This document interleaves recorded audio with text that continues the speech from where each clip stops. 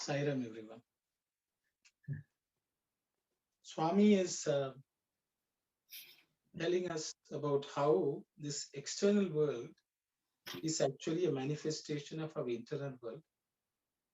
And in the previous chapter, he spoke about how Mahabharata is actually taking place in our own hearts. And with that, we should understand how we can deal with the internal struggle within us by seeing the example which was enacted by Lord Krishna.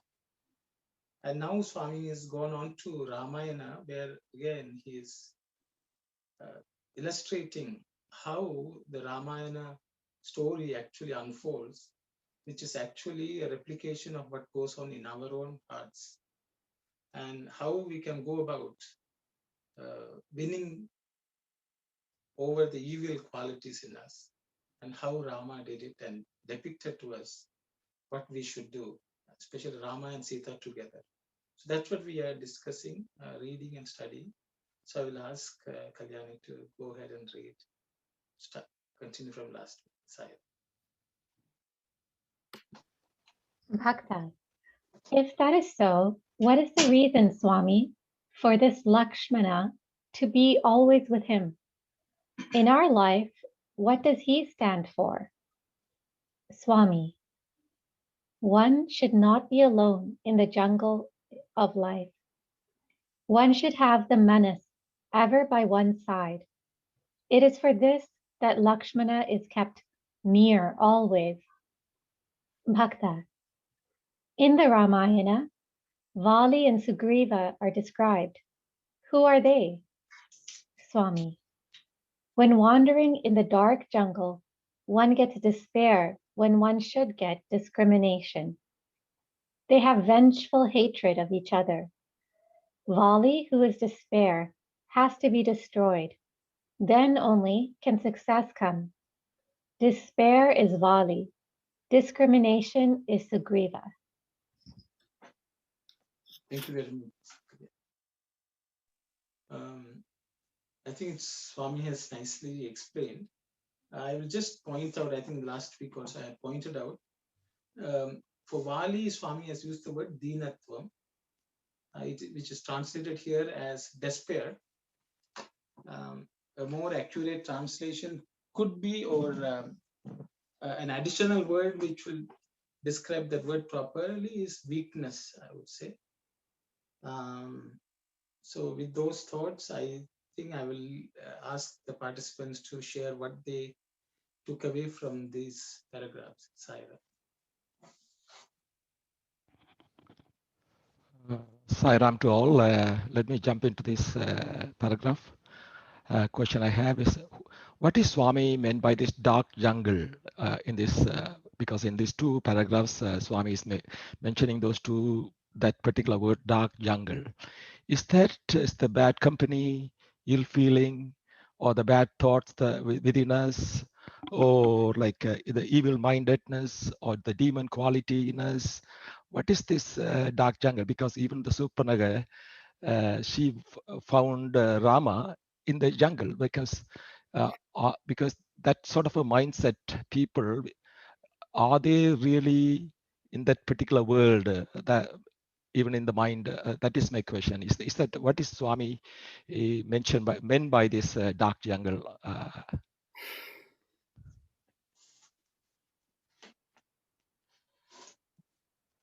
Anyone who would like to share what you understood from these words of Swami? Sairam brother.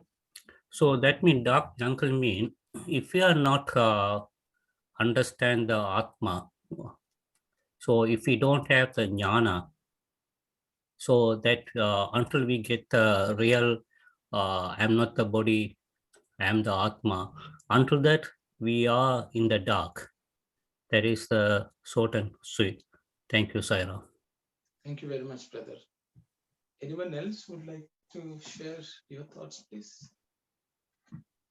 Sairam, so in addition to what Brother Dasan said, because when I read through the last time I I felt it, the sufferings of the world, because darkness, when we lose Brahmajnana, then what happens is we face all over the sufferings. There is a dark jungle suffering. So that is, so what Hasan said is same as what I feel. But general outlook was, when I read last time, it was suffering, world suffering, the dark jungle. So the suffering comes because of the absence of Brahmajnana. Thank you, Sairam. Thank you very much, brother. Anyone else would like to share your thoughts, please? Sairam, I think Swami, that sentence itself, dark jungle of life. The world, just worldly life is the dark jungle until, as I said, you get some enlightenment or you get into spiritual this thing. Just the worldly life, otherwise is dark jungle. That's what even the sentence, I think, it explicitly says that. Sairam. Thank you very much, brother.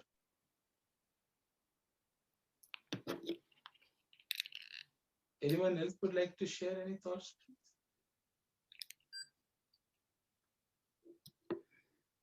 Until we are in that ignorance, no clear light about our God, or I mean that where we came from, that God, we had to go back until we get a clear view.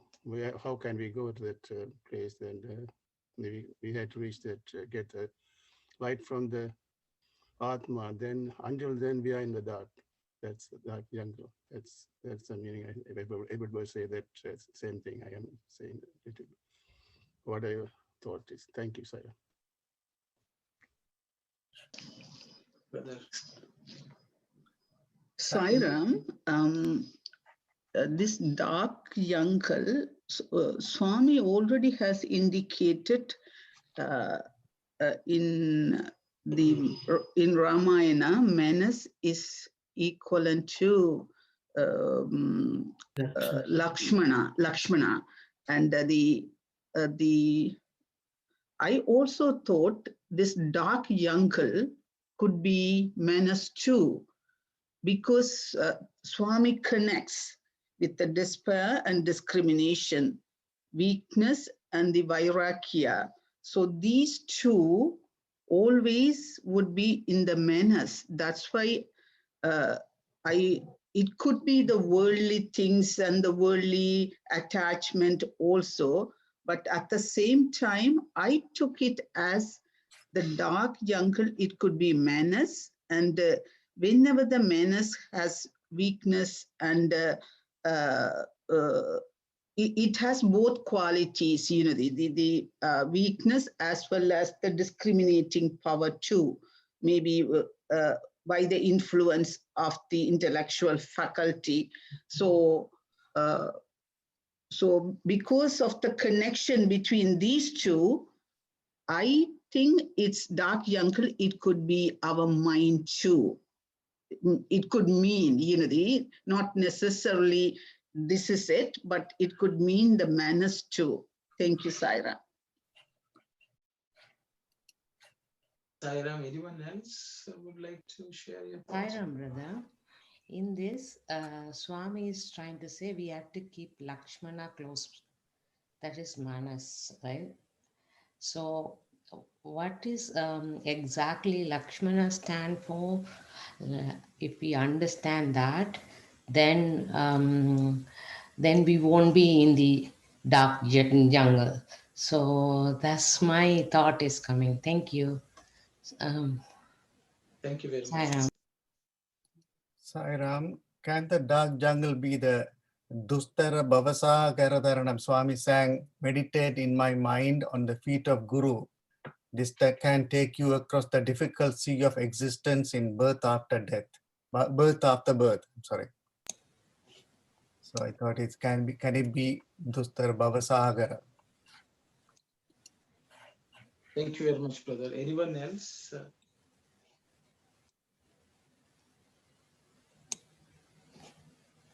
So Kalyani, actually, what I would do is, Kalyani, can you go back to the previous slide, please? Because I think Swami has, oh, you don't have it here? Sorry about it.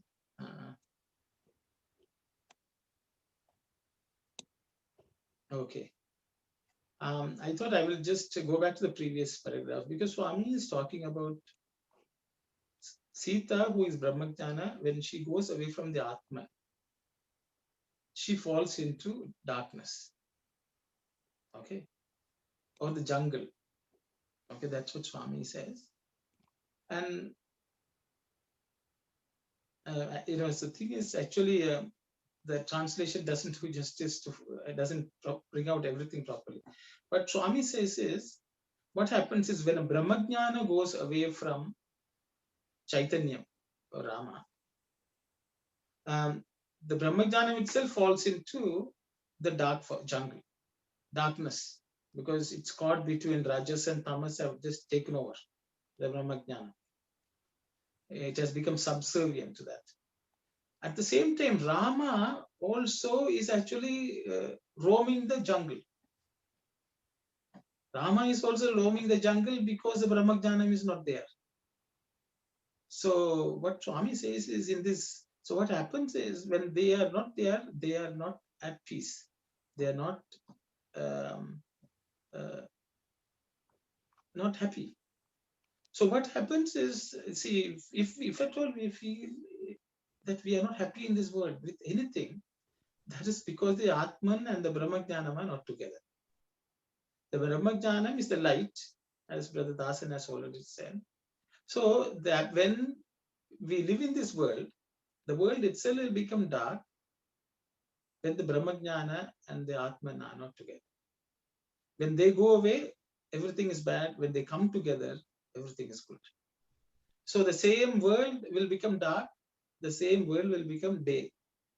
As Swami always says, if the sun is risen, the same world which was dark yesterday is all bright and nice. When the sun is not there, everything is dark. So I think the absence of Brahmajnana will cause this world to be a jungle. Sairam, brother. That's my understanding from the previous paragraph. That's why I asked her to put it up. Sairam. Sairam, brother. So the Brahmajnana is Lakshmana? Yes. No, Brahmajnana is Sita. Brahmajnana is Sita. Mind is Lakshmana, according to the story. Okay. But in the next paragraph, Swami says, actually, okay, see, Kalyani, you can go to the slide to this. See, Swami says, even again, I can read Telugu if necessary. But what Swami says is, you should not roam alone in this world without the mind by your side. The mind should be next to you, because after all, the mind is the instrument with which we can do anything. Whether it's good or bad, the mind is essential. So mind should be kept along with the Atman. So Rama keeps Lakshmana. Lakshmana also stays with Rama. So he says the mind is capable of going to doing lots of things. But if you keep the mind with the Atman, keeps the mind, the Atman can achieve what it needs to achieve. Then you can say, is Rama not capable of achieving?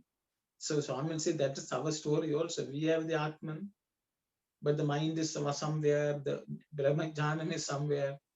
Of course, we are suffering in this world. So it's all about bringing it all together and doing the right thing, is what I understand.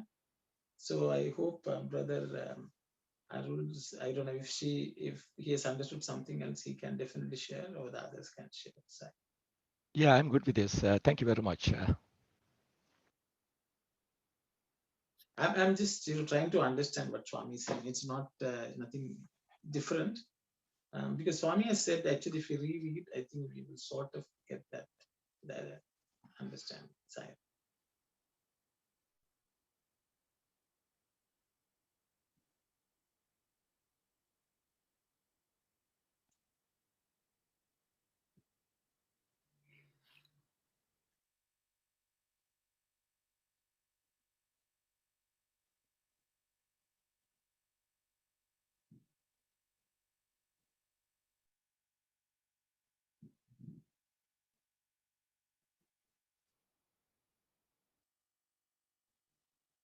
I think we discussed this paragraph. No, I think we discussed about the hatred and things like that also. I don't know whether.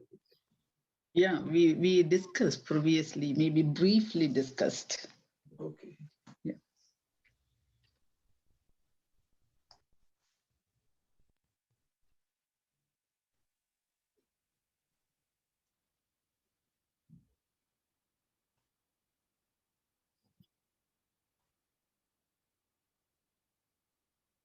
So in this paragraph, that's on the last sentences, Swami mentioning Vali, who is despair, has to be destroyed.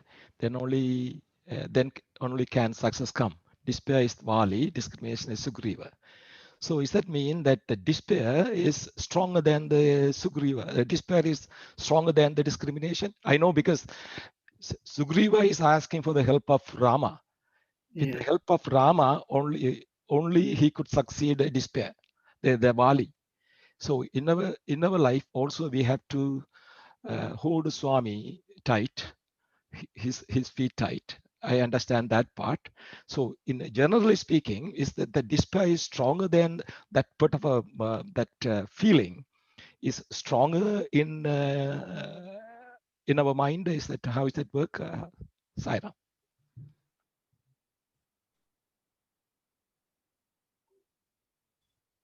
Anyone else would like to comment on what brother has stated?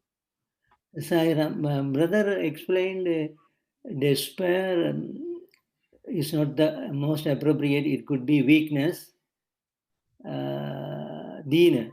That's what Brother Arnodian said. So weakness and despair, okay. But that despair is cunning. Mali was cunning. That's what Lord went to the help of Sugriva, and the weakness was killed.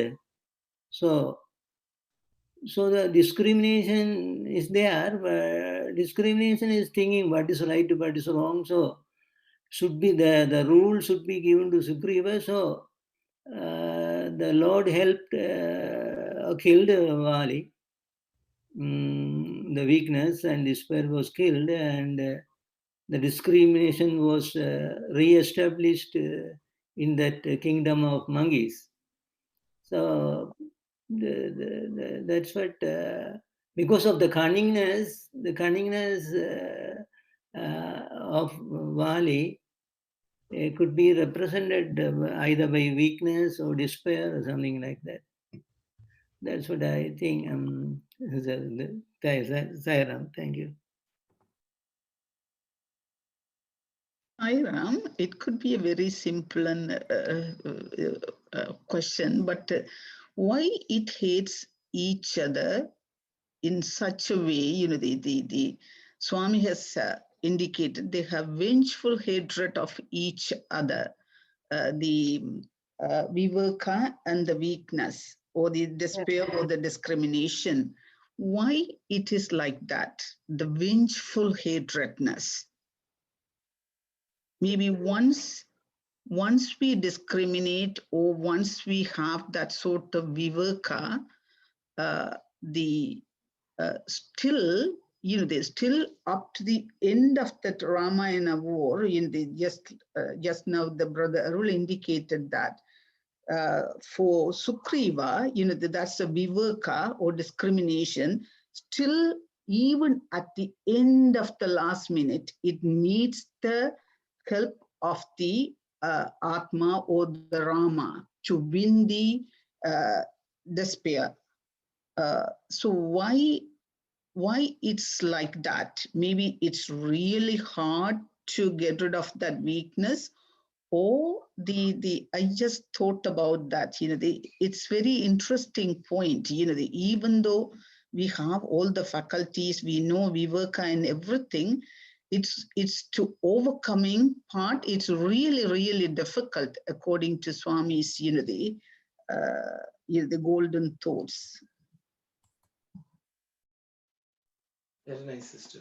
Anyone else would like to share?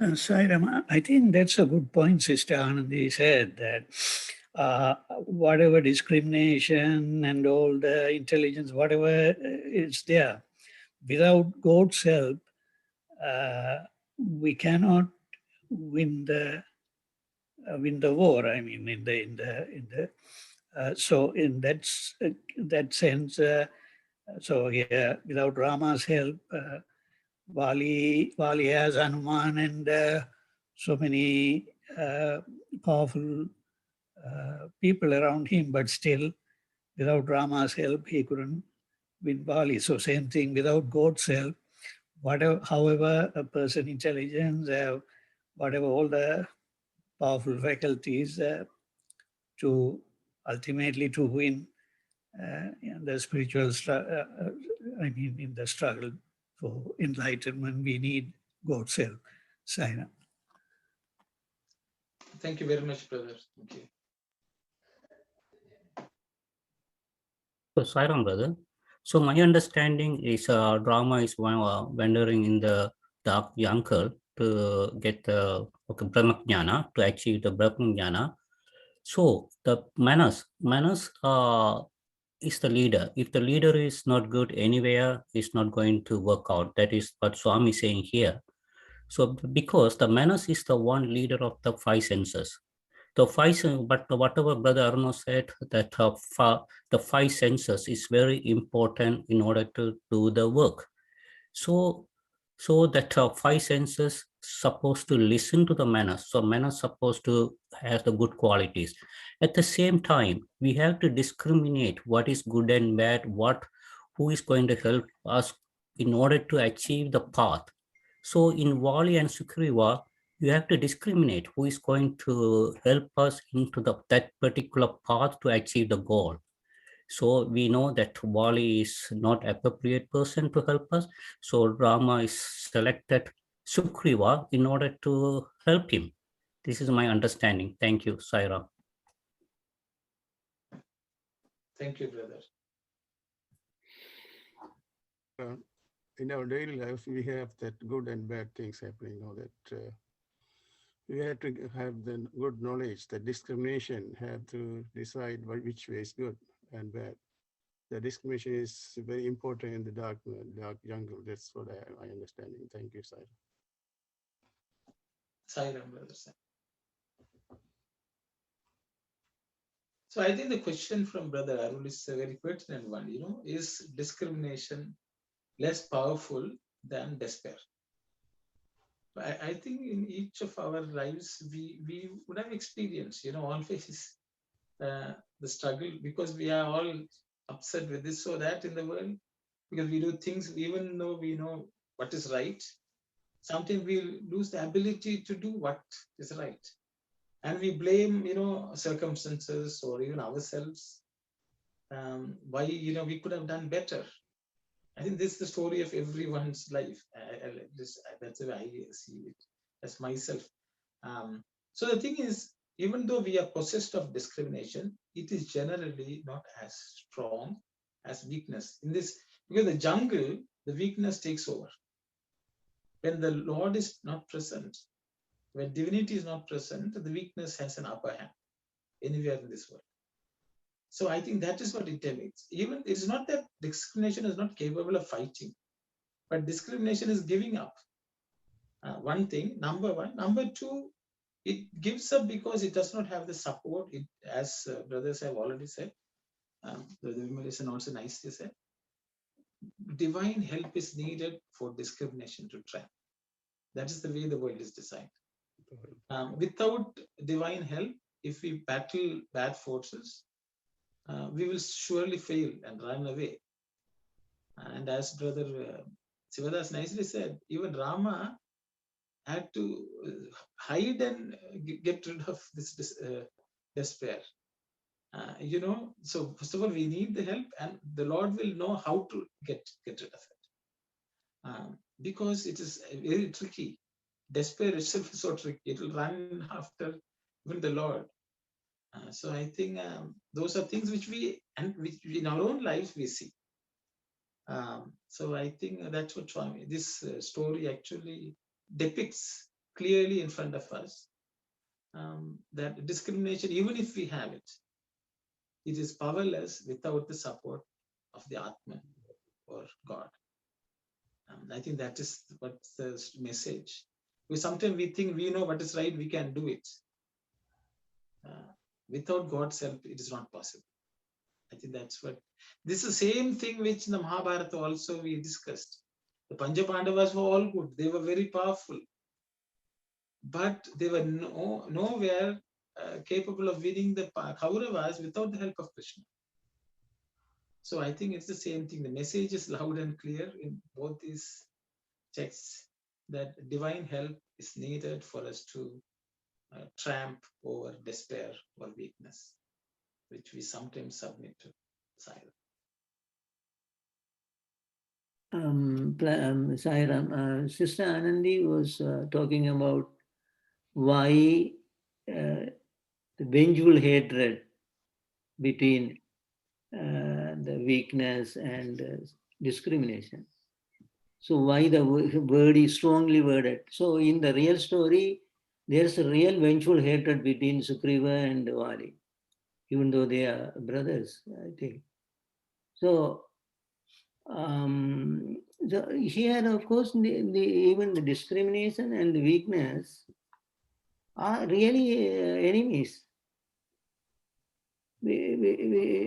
Absence, they are fighting. They're just opposite nature. This weakness and discrimination. Discrimination is helping in the Atma, helping the Jivi, but despair will erode, kill the Jivi.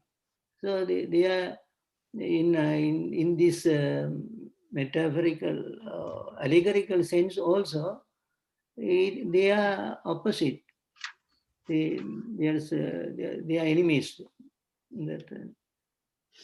But here the worded, they are vengeful hatred of each other.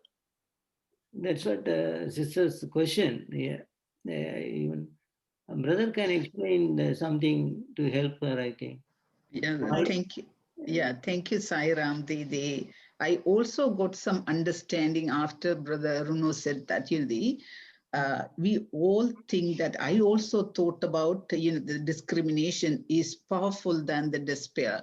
But now I understood that, maybe when we are in the dark Yankal, despair is much more powerful than the discrimination. That's why we need the help of the Atma to overcome or to win that despair. That sort of understanding I got it. Previously, I really thought discrimination is much more powerful than the despair. Now I understand despair is, when we are wandering in the jungle, despair is powerful than the discrimination. That's why we need the Atman help to win that, the circumstance. But Brother Arunok, he could shed some light on this one. Thank you, Saira. Saira, here the despair is somewhat equivalent to frustration, no?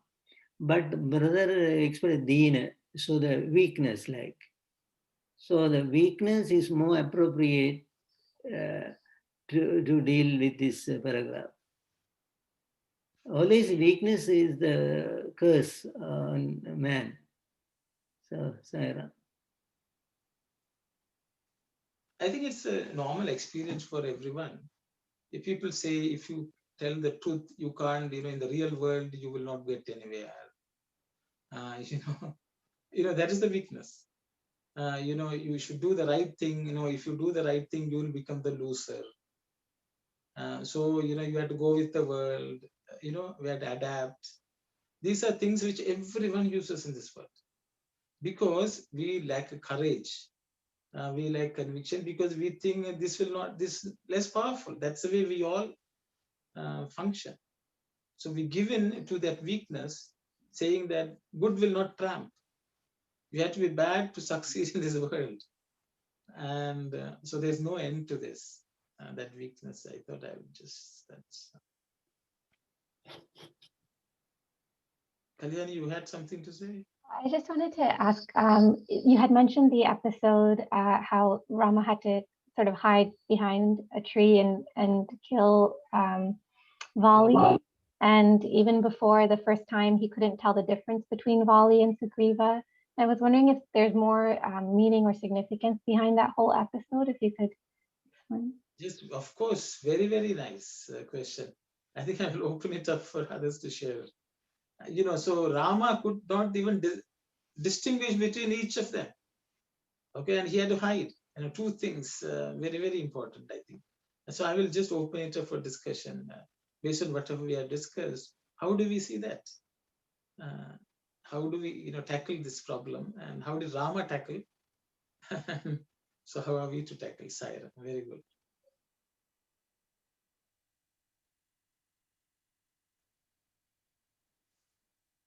I guess no one is going. So I will just see, the thing is, in this world, sometimes we start thinking, analyzing anything. Sometimes even the bad judgment looks like good. Even the weakness looks very sensible. The weak arguments, arguments posed by the weakness seems very sensible and reasonable and rational. So sometimes we don't know which is the real reasoning. If it's the bad arguments are good or good arguments are good. Because the bad arguments also look very reasonable, very discriminatory. They have proper analysis, it looks like. So that is why it's so deluding. Even our bad arguments take on the look of discrimination. We'll say if we do this, it's good. Good. I don't know what it's good for. So we ourselves lose sight, which is our bad side talking, which is good side talking, which is weakness talking, which is discrimination talking. All that is very muddled up. So this is what we see. Then when we get the help of the Lord will finish him off. The Lord has to hide because weakness will run after the God also. And, and say, save me. And, so the weak arguments also will seem very spiritual. That is a challenge. People say, give a bad thing and a wrong thing and say, this is also for good. The Lord will hide and finish. Don't worry. We don't have to worry about it. We have to surrender, and then we do the fight, and he will finish off the weakness. I think that's what it is. That's why he doesn't come out in the open. And we don't know how he does it. The only thing he tells Sugriva, you wear a garland. So you wear a garland, so I will know.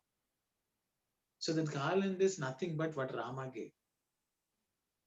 That devotion, if the discrimination is decorated with devotion, which allows the Lord to identify, then we will win. That's my understanding, but I will ask others to share their thoughts as well. Sir.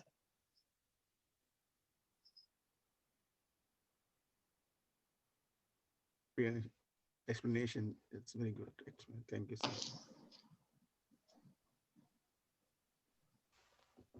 We will go to, I think, some more. Kalyan, you have another question or something to say? No, yeah, that makes a lot of sense. I was wondering, what is that garland that we should wear or have?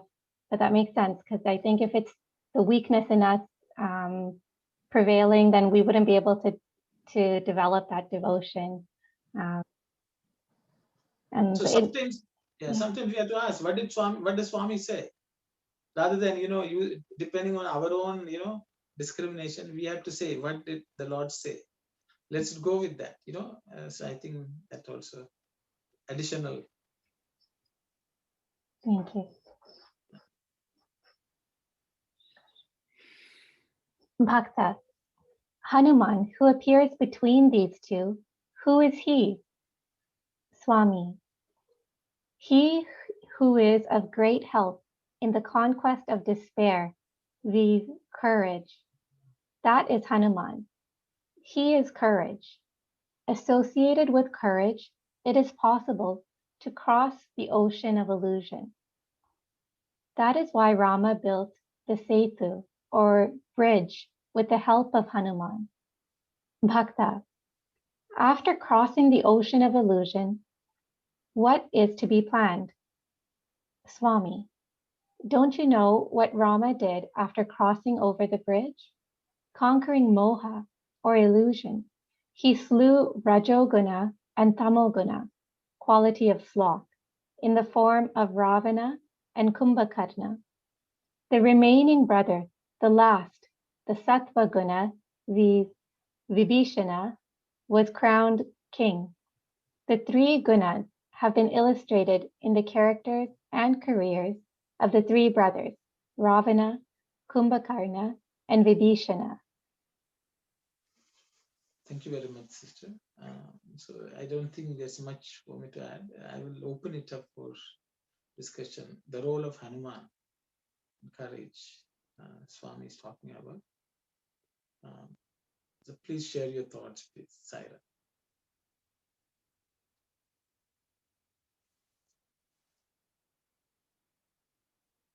So, Sairam brother. So in that searching of Sita, so it's a big task. So Hanuman took the task, whether he can do it or not, but he had the faith with Lord. So when that blessing with the Lord, we can do anything, he can achieve the task. So here they're talking about the three gunas, and two of the Ravana and Kumbhakarna, they are that first two gunas, that is not the Sattvic guna, other two gunas. So the gunas is very important too. Once you have the, so Hanuman, here the despair, even despair, while they are searching for Sita, that in one point, Lakshmana said to Lord Rama, why don't we go back to our home? So we don't have the faith anymore. So Lord Rama said, no, we'll continue. So then after a while later, that Lakshmana thought about what he said was wrong. Then he told Rama, he cried and everything. I said the statement was wrong, please forgive me. Then Lord Rama said, okay, because that where we passed, that place is not good, evil quality place, then you'll get the evil qualities too. Now you have passed that place, now you are in the good gunas and everything, so we can continue. That also important, this one. Thank you, Sairam. Sairam, brother.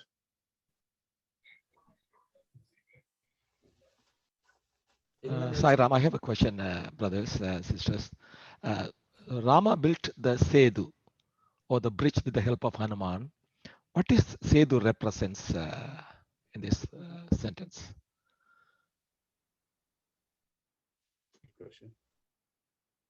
Setu means bridge only, brother. But I think you're asking, what is this bridge?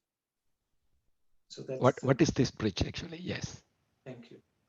So I will open it up for what is this bridge they built? How did they build? How was it helped? I think everything matters, Sairam. So we'll open it up for discussion.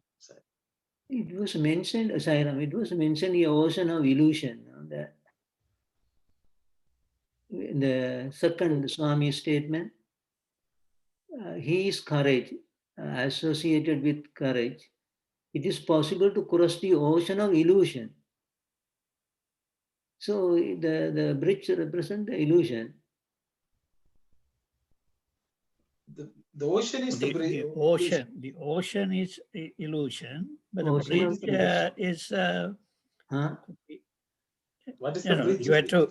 The bridge is the. Yeah. You are saying. Yeah, the means of crossing the. Yeah, that's right. Yeah, means of crossing the illusion. Right. Yeah.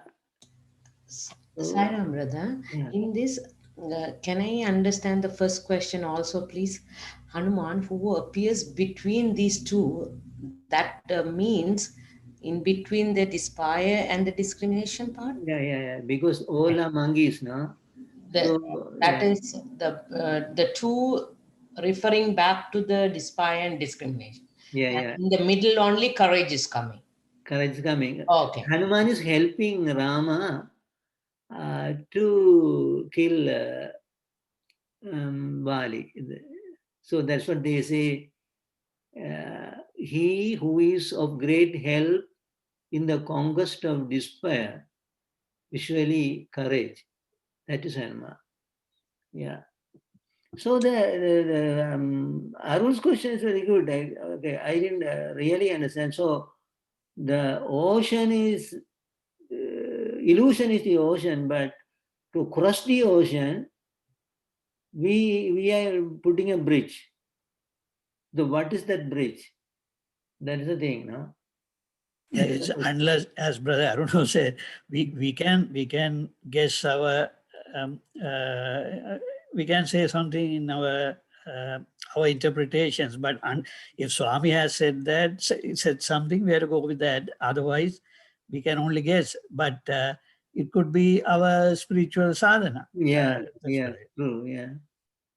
Didn't they build the bridge with the name of Ra and Yeah, Ma? Rama, yeah. So maybe Namasmarana is the bridge Yeah, that's to help also us. good. Yeah, so directly. All the sadhanas. Yeah, name of God. Name of God. So name Yeah, of it could be God. bridge. It Yeah, could be correct. Because devotion. they wrote the name on the Rama on the every brick can build a bridge, right? So Bridge, yeah. mainly, devotion and namasmarana. Yeah.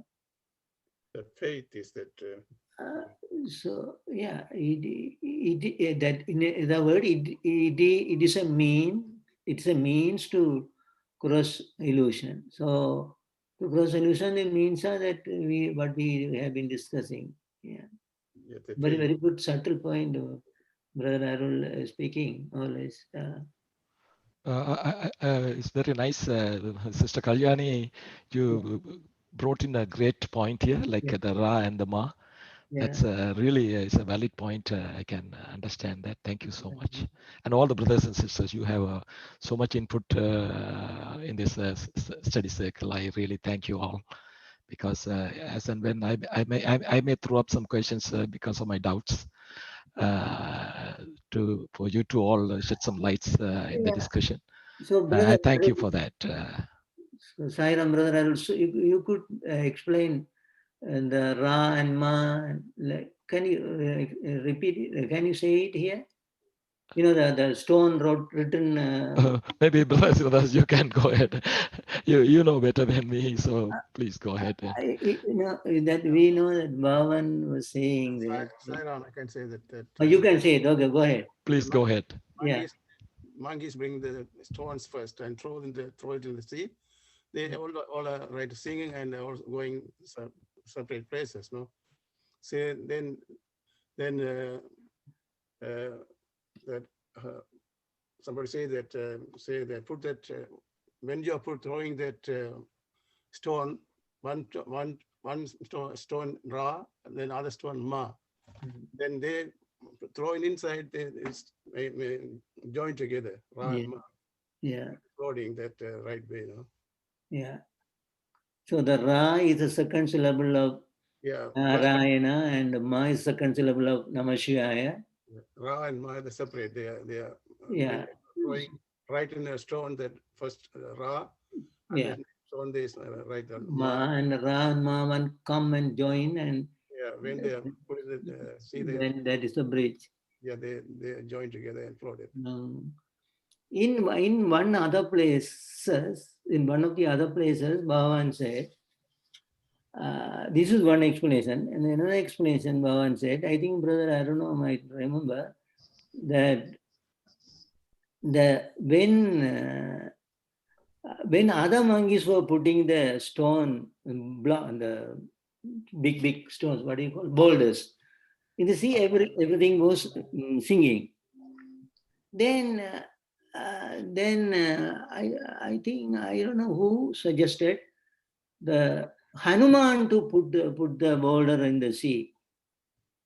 So when Hanuman put the boulder in the sea, it was floating.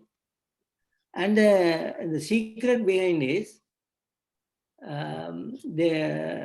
one time in a hermit, this Hanuman Brother, can you remember that there was an idol in the ashram of the saint? This Hanuman was throwing that in the sea.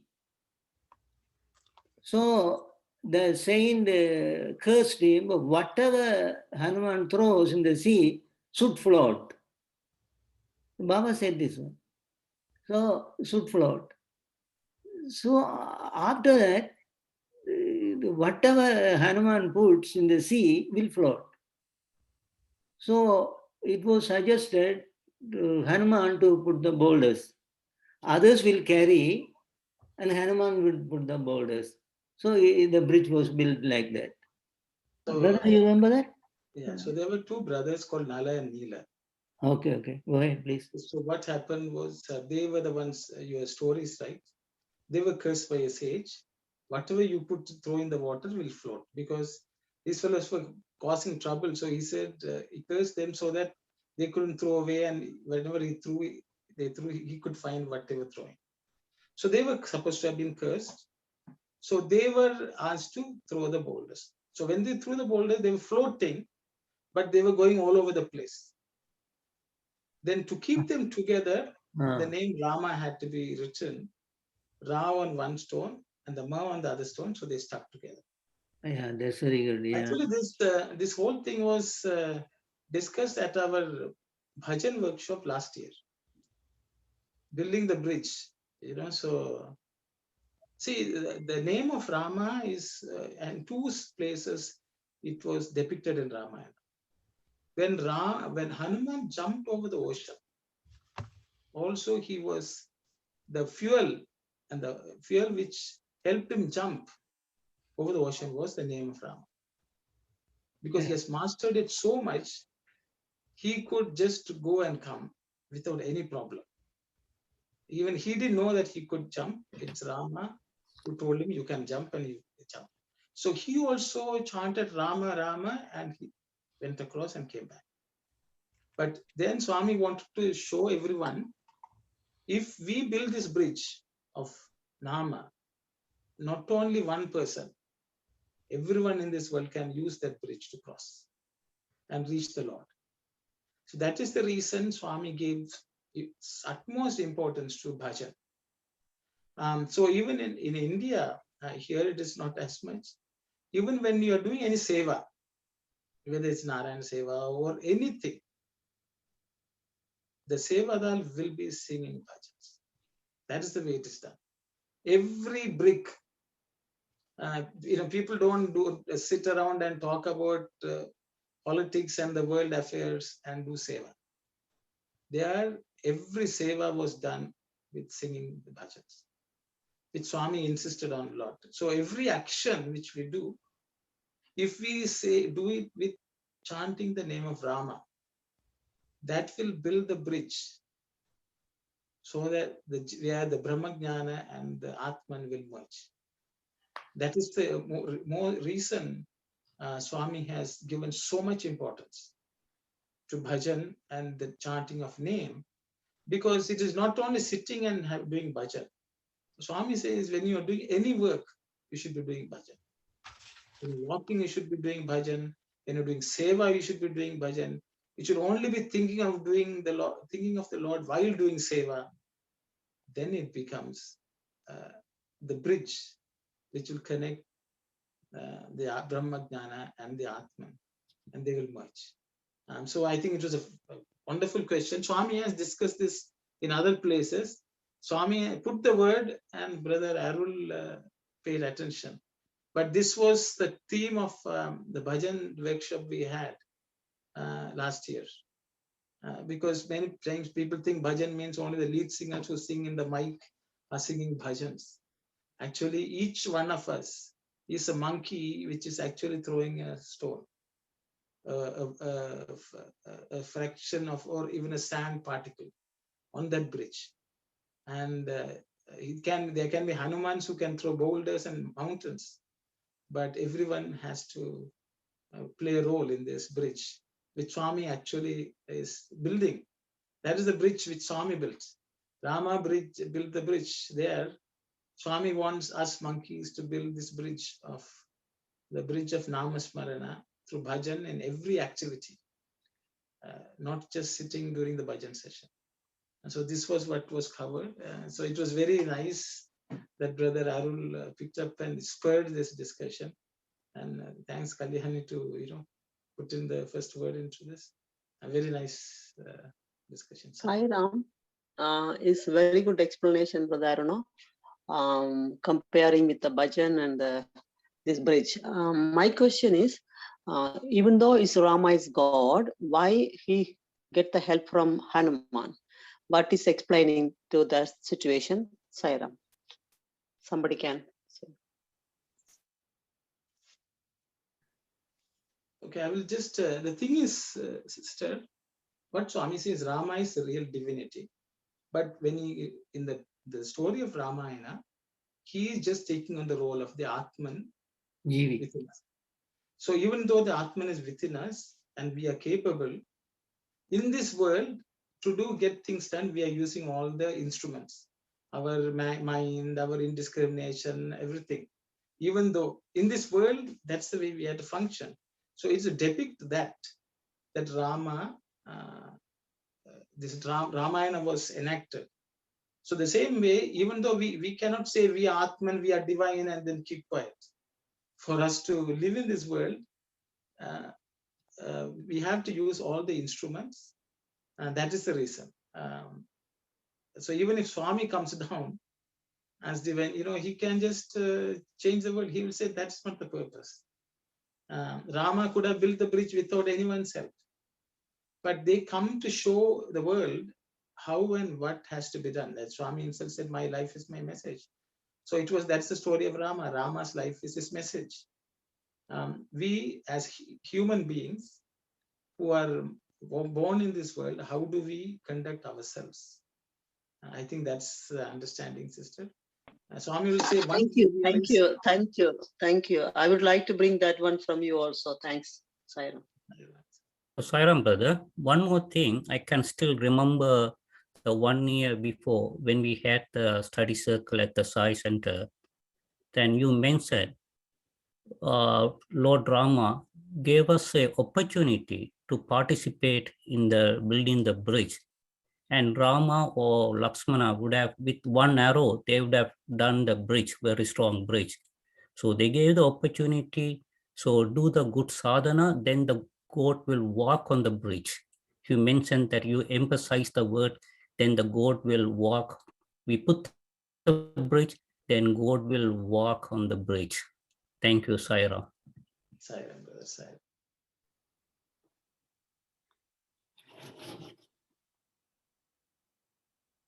I also have a sorry.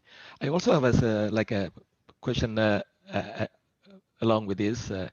I always wonder why Rama was using these monkeys to build this bridge. Like, is that the millions of feeling that within we have is that the feelings that we should, every single feeling of us should be ascribed towards the Lord, towards the devotion of the Lord? Is that there's a feeling? I am trying to understand that part.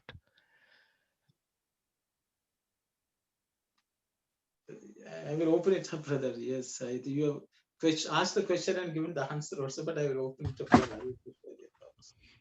To build the bridge, brother, not only the monkeys, even squirrel participated. Even the squirrel put a small, tiny thing. So whatever you can do in this God's work, you can do whatever small help.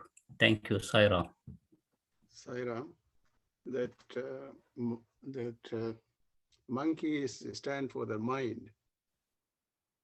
I think that the mind is stand for the monkey, that we have to bring the mind together to send it towards the God's way. That's the meaning, I guess. Sai Ram. Thank you very much, brother. Sai Ram, I think why all these hard path was taken into cross the ocean of illusion, because the Rama wanted to, Atma or in the God wanted to show us it's not that easy for the people they want to cross the ocean.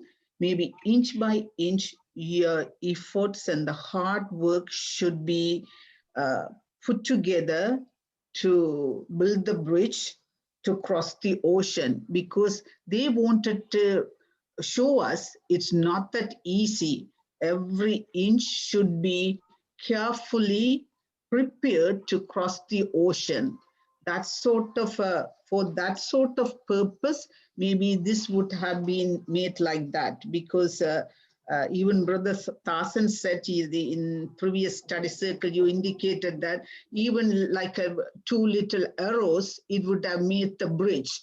Why they have gone this very difficult path, even so many people, monkeys, squirrels, and the Hanuman also, he has been given the extra power to do all those things to teach us, it's not that easy. You have to work really hard and you have to put all of your effort to build the bridge. Then only you can cross the ocean of illusion. Maybe because of that one, I believe this kind of very difficult path have been given to just to understand the difficulty to cross the ocean. Thank you very much, sister. Thank you.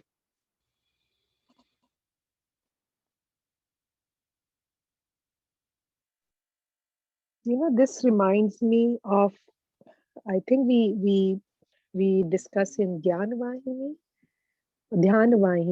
when we were saying when we go against the current, there will be strain and the raft is meditation. So the courage, I'm thinking that when you go against the current, or, you need courage to build, you need lots of courage.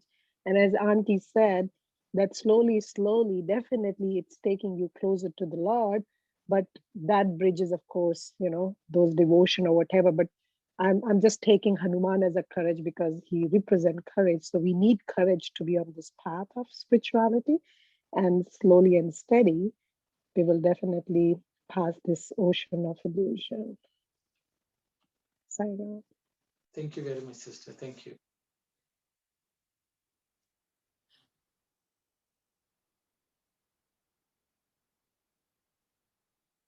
So we will go to the next slide if it's okay, I guess. Bhakta, after this, what has to be achieved? Swami, has to be achieved, do you say? Next is the attainment of Anubhava Jnana, or Sita. The Jnana reached after experience. Jnana realized in actual life. When both Jada and Chaitanya unite again, that is the Pattabhisheka, the coronation.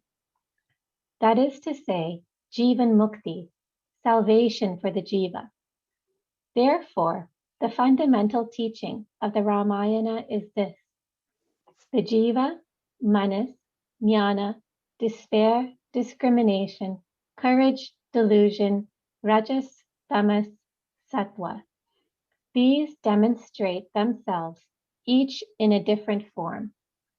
It is to be learned how and in what ways each of these can be either acquired or subdued. All this is done by the Atma, who has come in the form and with the name of Rama, by his acting, behaving, directing, and guiding. So the Ramayana has not ended long ago.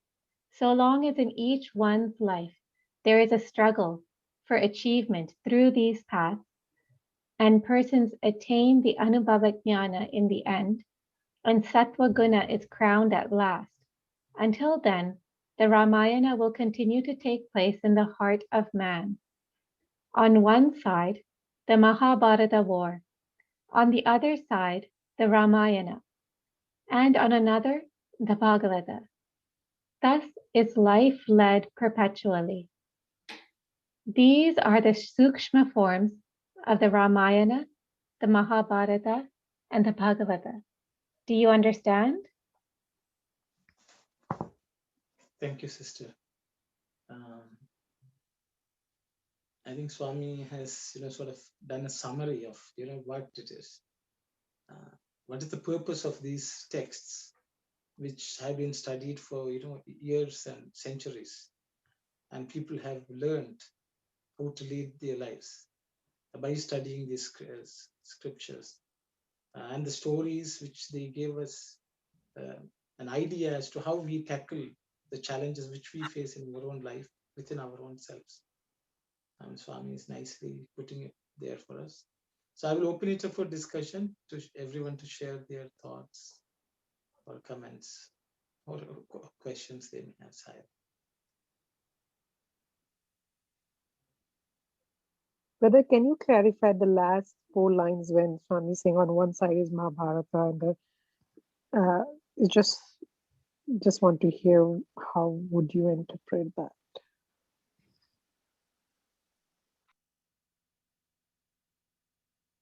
So I will open it up for because I think we have already discussed Mahabharata and Ramayana. So how does everyone, understand that that's taking place in their own hearts? There are 2 types of stories which are there. In one, the Kauravas and the Pandavas are battling, and in the other, Ravana and Kumbhakarna seized Sita. So those 2 are happening. They're slightly different. They bring out different aspects of the struggles which go on internally. So I will just open it up for discussion. Very nice question, Sister Sai. Sairam, in addition to Sister Shivani's question, I also want to ask about generally the Ramayana and the Mahabharata are great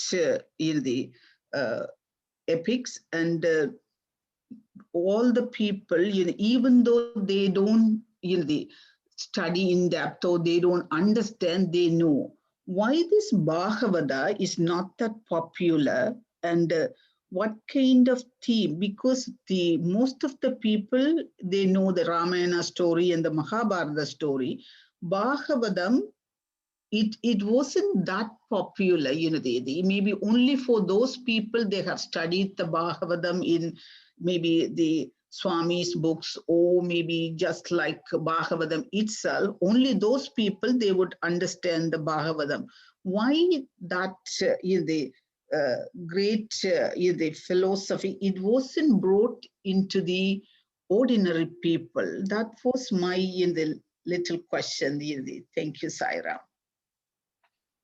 Sairam, I would like to say, because we studied Bhagavatam in our center, I think it's kind of maturity people have to learn Bhagavatam than other stories. Other stories easy to understand. It's a worldly attachment, and this one is have to have some understanding of maturity, I think, and everyone should learn Bhagavatam in their life. That is also one of the messages, Sairam.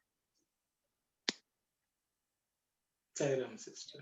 Sairam, though as Sister Ambika said, Bhagavatam has a lot of philosophical connotation and so many, I think I heard, I am not sure about, but in the Bhagavata Bhagini, which is summarized by Bhagavan, it talks about the Krishna, Krishna's Tasa Avadar, the 10 incarnations of Lord Krishna, and mainly dealing with Krishna's episodes, Krishna's life, Krishna's episodes from young age to until the war.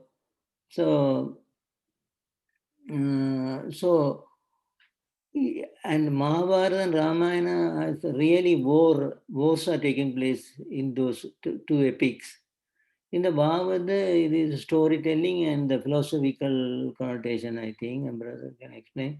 So, naturally, under this one, under Itihasas, only Mahabharata and Ramayana are listed under Itihasas, and one more the Shiva Rahashyam, that is not popularly known to the North Indian side, but the two main things are the Itihasas, Mahabharata and Ramayana.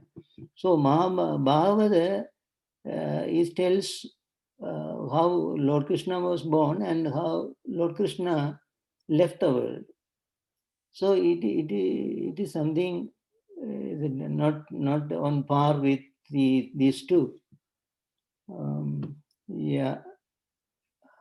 Thank you, sir. This is what I'm thinking. Sairam, and also I would like to say we should learn Bhagavatam in our regional study circle with Brother Aruna. Is better to learn.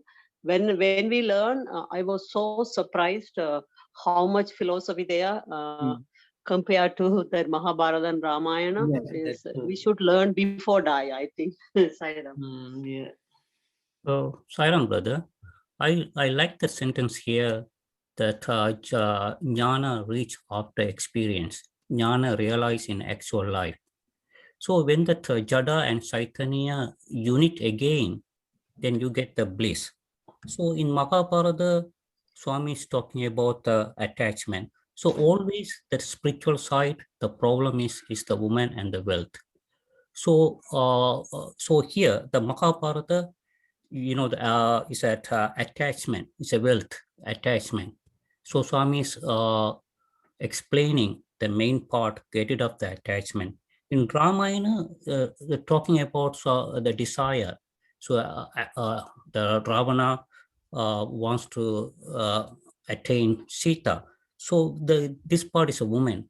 So always the wealth and the woman, you have to be very look at that one carefully in order to achieve the spiritual side, and you can experience when that Atma is joined with Jnana, the bliss. Thank you, Sairam.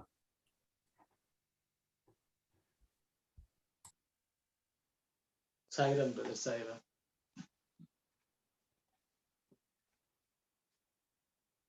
Anyone else would like to share any thoughts, please? I guess after Brother Dasan said, many women in the study circle would like to say something. Yeah, I thought about that. Maybe women would be the obstacles to reach the to realize the self, or maybe it would be an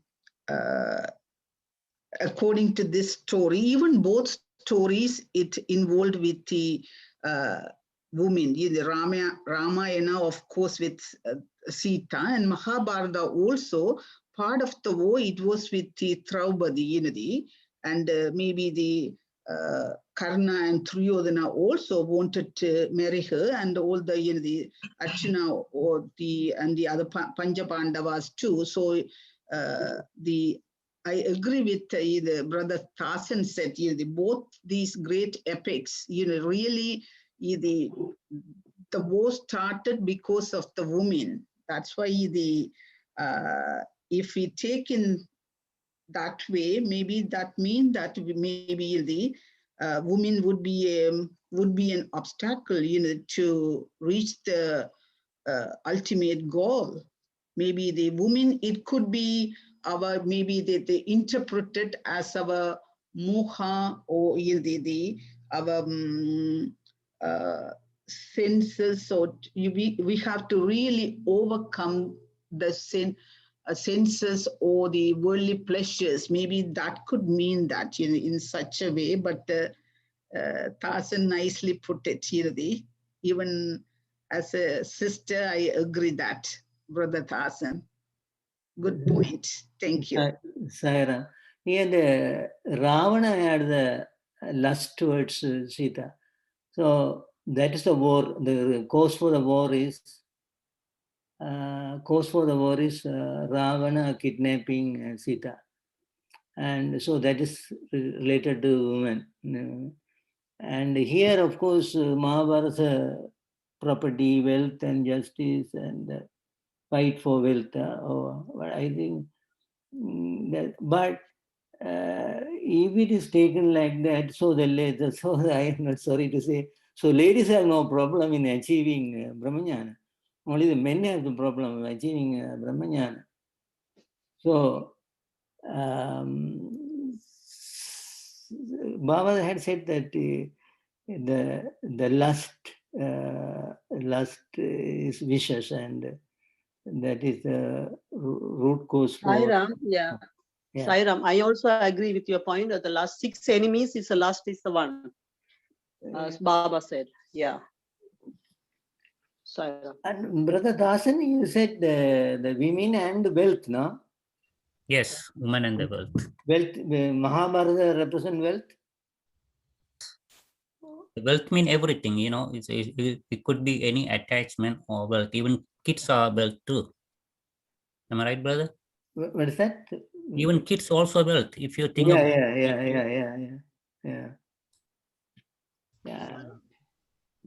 Mahabharata is not the reason for the Draupadi for the war. That's not the reason. Misunderstanding from the three of them, that war occurred or bring the Draupadi to the courts. That's misunderstood. That place that they went to visit the palace and they walk in the water. That time she was laughing, and this is misunderstanding because he's not laughing for that. He put the steps on the water. That he thought that the water is there, but it's not the water there.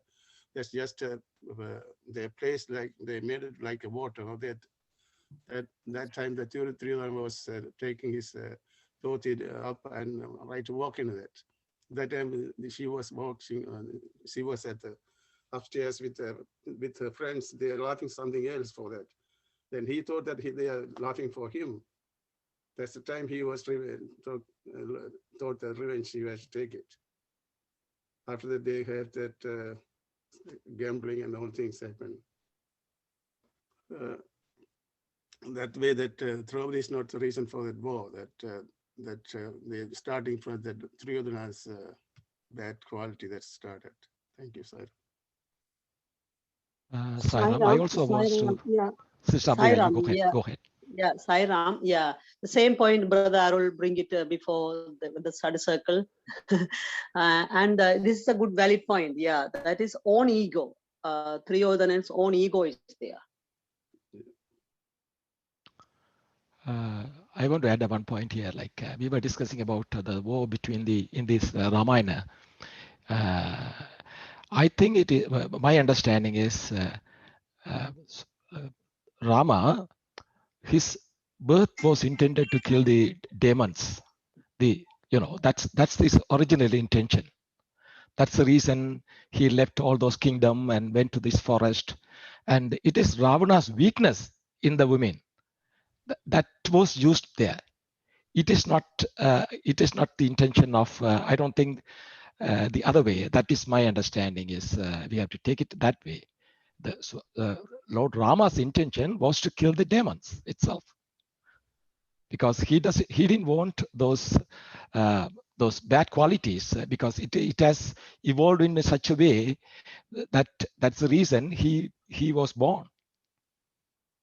Thank you, Saira.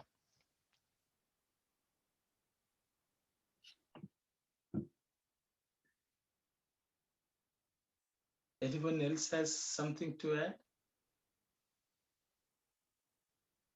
So it's about 10, I think before yes. Sairam, before Sita, Ravana was did another woman. She's I don't know the name, but she put the curse for Ravana. You are going to kill with this kind of desire, with the woman. That's after that she got Sita, I think. That's what he has, that thing.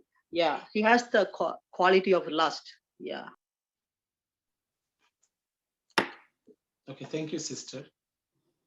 So I think, I don't know whether anyone has anything to say. Just to touch upon, maybe we can continue because it's very involved. I think we can discuss. I think the first point I would like to make is, I think the next chapter of Sandeha Nivarini is about Bhagavata. So we'll have ample time to discuss about Bhagavata, its significance. I think the next 1 or 2 chapters is full of that. Talking about, I think the first question was, how is this Ramayana and Mahabharata taking place in our, which is what Swami has said. Swami has spoken at other places where he says there are 3 major enemies which we have to overcome. One is Kama, the second one is Krodha, the third one is Lobha. So there are 6 enemies. These 3 are the primary ones, primary culprits. And the 3 stories which illustrate this are, Kama is, as all of you have discussed, Ravana. Ramayana is the story of Kama. The problems which it brings and how to overcome them. And Brother Dasan used the word woman. Actually, it is not the person woman, the quality woman, as I think which has been clarified. So the women they also can be suffering from woman, which is nothing but Kama, another word for Kama. So Kama is illustrated in Ramayana. Lobha, or people, not wanting to share their wealth, property, whatever they have with others, that is demonstrated by Mahabharata, where Duryodhana, whatever, all the other qualities also they had, but the primary thing which caused them problem was lack of sharing their property, wealth with others. So which is Lobha, which also common man suffers. The third one is Krodha. For that, the solution is Bhagavata. We will come to that, I guess, later, which is love. Love towards the divine. So these are the 3 things which go on in the hearts of men. How do we overcome each of them is demonstrated by each of these texts. And Swami has taken it upon himself to write a Vahini on each of them. So that is the story about that. So I thought those were few things which I thought I will touch based on the discussion so far. So all these are happening in our hearts. All of us suffer from each of these, and different times and different quantities and different intensities, some mixture or other. And these 3 texts, scriptures, are the medicine to deal with the ailment within us, to deal with each of these qualities. So though that is what I have to share from my side. And if there is any other thought, I don't know, did I not touch any other question which was posed or discussed? I guess no. If I will just pause for a few seconds, if anyone has something to say, please say. Else we will. Is there anything outstanding? Something which I didn't touch? Sorry, brother, I don't know. On this, Swami is on this answer. He says next is the attainment of Anubhava Jnana or Sita. Is the Anubhava Jnana is it equivalent to the Brahmajnana? Because Sita was already mentioned as a Brahmajnana and he's coming as Anubhava Jnana. Is that the same sort of thing? Yeah, so Right. with us, you have something. Yeah. So it's same, but the only thing is he used Anubhava Jnana because through experience only Sita was one. No? So that's why he put the word Anubhava Jnana, through experience. So through the spiritual sadhana, we get the Anubhava Jnana, but that is a Brahma Jnana actually. So that's what Baba said in the beginning, Brahma Jnana, and here say Anubhava Jnana, both are same. Yeah. Thank you. So yeah, so the thing is which which struck me was that we all of us, for example, we know, okay, Swami is God, he is everywhere and all that. We think we have that jnana. Others don't have, we have. We believe in Swami. But the thing is, until that becomes anubhava, an experiential knowledge, which we experience in every moment, in every waking moment, in every action and in every experience, it is of no use. Only when we reach that stage, that union of Jada and Chaitanya becomes permanent. Only then it's coronated and put.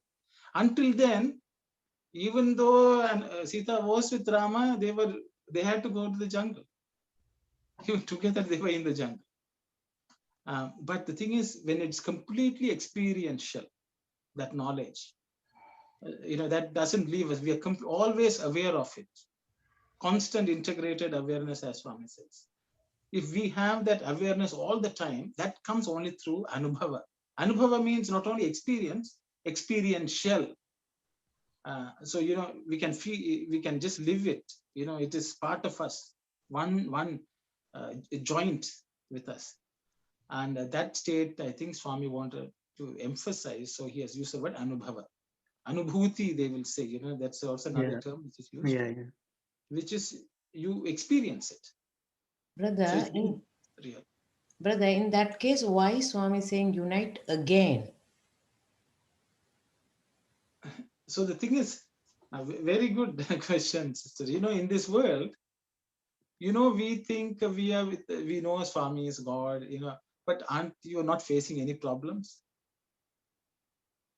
So, we face problem because it is not complete. That union is not complete. So what happens when the union is not complete? Sometimes you will get separated. Then you will feel sad. Then you search, you come back. And so the thing is, the separation will happen as long as it does not become anubhava. Like when we are in the prayer room, we are all in bliss. When we come out in the world, everything is lost. We are to unite again in the evening.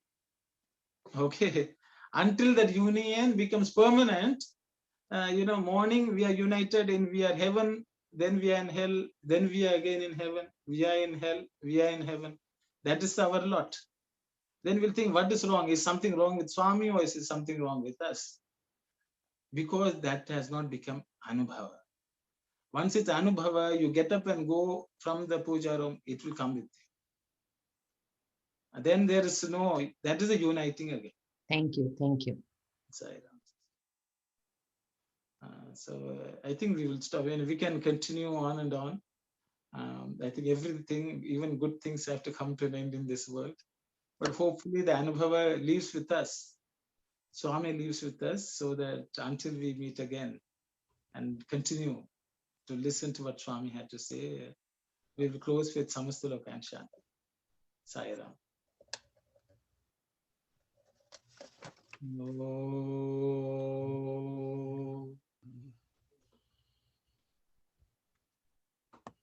Samastaloka sukhino bhavantu.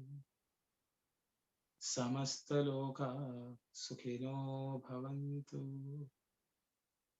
Samastaloka sukhino bhavantu. Om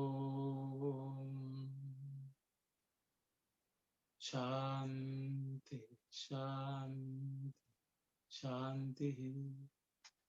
Sai Ram, everyone. Sai Ram. Sai Ram. Sai Ram. Sai Ram.